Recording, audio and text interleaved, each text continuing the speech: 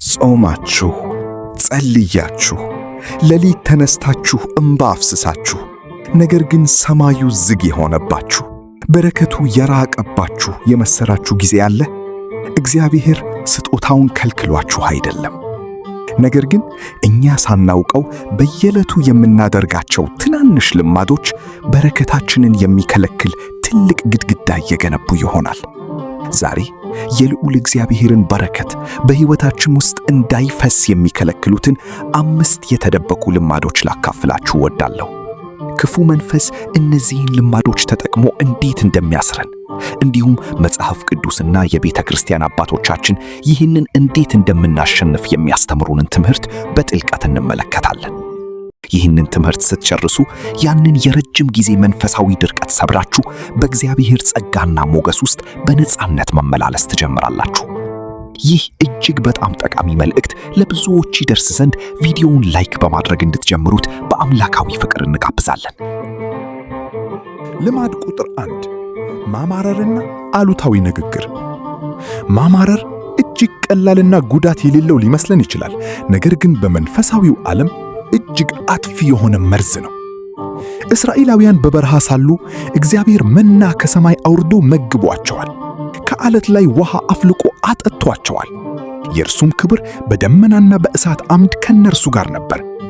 ነገር ግን ያላቋረጠው ማማረራቸውና ማንጎራጎራቸው ያቺን ቃል የተገባችላቸውን የተስፋይቱን ምድር እንዳይወርሱ ከለከላቸው። ማማረር ትኩረታችንን ከእግዚአብሔር ቸርነት አንስቶ ወደ ችግራችን እንድናዞር ያደርገናል። ይህ ደግሞ ዓይናችንን አሳውሮ በረከቱን እንዳናይ ይጋርደናል። የጠላት ስልት እጅግ ቀላል ነው። አፋችን ከእምነት ይልቅ ከሽንፈት ጋር እንዲስማማ ይፈልጋል። በየቀኑ አፋችን አሉታዊ ነገሮችን ሲናገር ልባችንም ያንኑ ይከተላል። በመጨረሻም ሕይወታችን የዚሁ ነጸብራቅ ይሆናል። መፍትሄው እና ከዚህ እስራት ነፃ የምንወጣው ማማረርን በምስጋና ስለውጠው ብቻ ነው። ሐዋርያው ቅዱስ ጳውሎስ ወደ ፊልጵስዩስ ሰዎች በላከው መልእክት ምዕራፍ 2 ቁጥር 14 ላይ ሁሉን ነገር ያለ ማንጎራጎርና ያለ ክርክር አድርጉ ይለናል።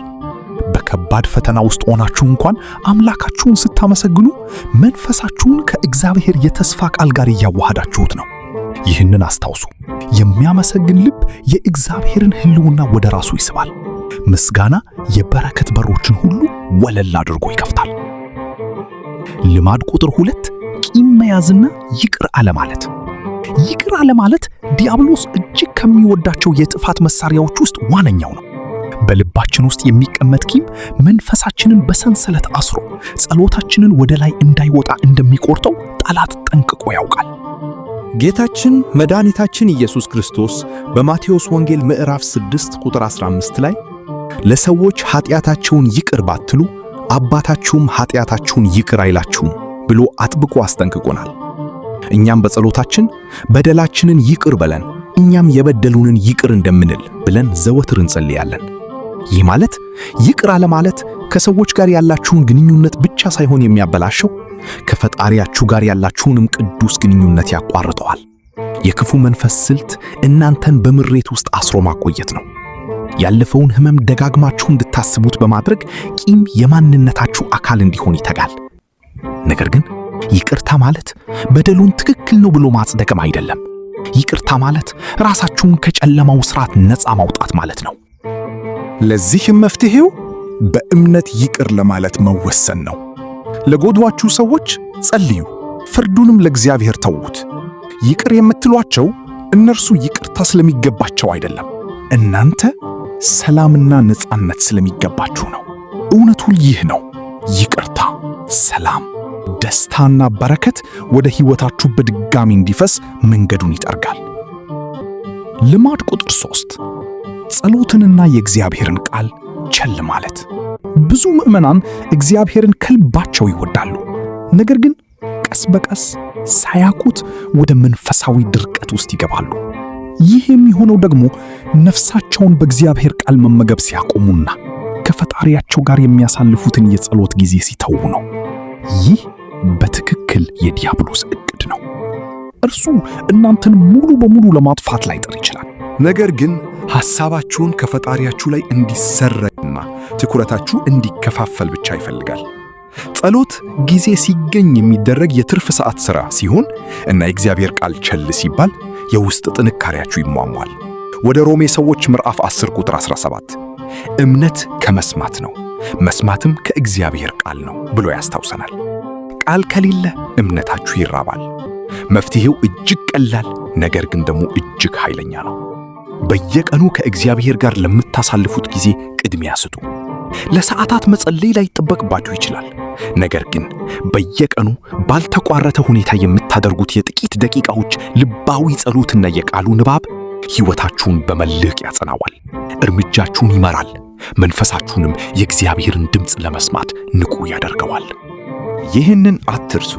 ጸሎትና የእግዚአብሔር ቃል አስቀድሞ የተዘጋጀላችሁን በረከት ለመቀበል በትክክለኛው ቦታ ላይ እንድትቆሙ ያደርጓችኋል። ልማድ ቁጥር 4 ኃጢአትን መደበቅ። የተደበቀ ኃጢአት ከታላላቆቹ የበረከት ማከጃዎች አንዱ ነው። ጠላት በጆራችሁ ይህንንስ ለማንም አትናገር፣ ምስጢር አድርገህ በጨለማ ያዘው እያለ ያንሾካሸካል። ነገር ግን ኃጢአት እጅግ የሚጠነከረውና የሚያድገው በድብቅነት ውስጥ ነው። በመጽሐፈ ምሳሌ ምዕራፍ 28 ቁጥር 13 ላይ ኃጢአቱን የሚሰውር አይለማም፣ የሚናዘዝባትና የሚተዋት ግን ምሕረትን ያገኛል ይላል። የሰይጣን ትልቁ ስልት እፍረት ነው። እናንተ ፈጽሞ ልትመለሱ እንደማትችሉ ከእግዚአብሔር ርቃችሁ እንደጠፋችሁ አድርጋችሁ እንድታስቡ ይፈልጋል። በዚሁም በዝምታና በኃጢአት አስራት እንድትቀጥሉ ያደርጋል። ነገር ግን ኃጢአት በተደበቀ ቁጥር በሕይወታችሁ ላይ ያለው ሥር ይበልጥ እየጠነከረ ይሄዳል። መፍትሔው በጸጸት ንስሐ መግባትና በንስሐ አባት ፊት መናዘዝ ነው። ኃጢአታችሁን ወደ ብርሃን አውጡት። ያኔ የጨለማው ሰንሰለት ይበጠሳል፣ የእግዚአብሔርም ታላቅ ምሕረት ነፍሳችሁን ያጥባታል። እውነቱ ይህ ነው። እናንተ ወደ ብርሃን ያወጣችሁትን ኃጢአት ሁሉ እግዚአብሔር በምሕረቱ ይከድነዋል። የእርሱ ምሕረት ከእናንተ ውድቀት እጅግ ይበልጣልና። ልማድ ቁጥር 5 በራስ ጉልበትና አቅም ብቻ መታመን። ከፈተናዎች ሁሉ እጅግ ረቂቁ በራስ መታመን ነው። የሁሉንም ነገር ውጤት እኔ ካልተቆጣጠርኩም ከማለት ይልቅ እቅዳችሁን፣ ፍርሃታችሁን እንዲሁም ጭንቀታችሁን በፈጣሪያችሁ እግር ስር አስቀምጡት። አቤቱ የኔ ፈቃድ ሳይሆን ያንተ ፈቃድ በሕይወቴ ይፈጸም በሉት። የእናንተ አቅም ፈጽሞ ሊያደርገው በማይችለው መንገድ እርሱ ጎዳናችሁን ያቀናዋል። ይህንን አትርሱ። የእግዚአብሔር ኃይል የሚጀምረው የእናንተ ጉልበት በሚያልቅበት ቦታ ላይ ነው። ማማረር የእግዚአብሔርን ቸርነት እንዳታዩ ያሳውራችኋል። ምስጋና ግን መንፈሳዊ ዓይናችሁን ይከፍተዋል። ይቅር አለ ማለት ልባችሁን በሰንሰለት ያስረዋል። ይቅርታ ግን ነፃ ያወጣችኋል። ጸሎትንና ቃሉን መተው መንፈሳችሁን ያዳክመዋል።